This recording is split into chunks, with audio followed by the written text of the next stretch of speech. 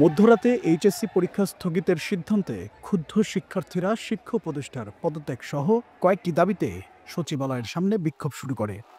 এক পর্যায়ে সচিবালয়ের মূল ফটক পেরিয়ে শিক্ষার্থীরা সচিবালয়ের ভেতর প্রবেশ করে বেশ কয়েকটি গাড়ি ভাঙচুর করে। এই ঘটনার জেরে শিক্ষার্থীদের উপর চড়াও হন আইনশৃঙ্খলা রক্ষাকারী বাহিনীর সদস্যরা। পরে পুলিশ ও সেনাবাহিনীর সদস্যরা শিক্ষার্থীদের সচিবালয় থেকে বের করে দেন। এ সময় লাঠিপেটা করেন আইনশৃঙ্খলা বাহিনী।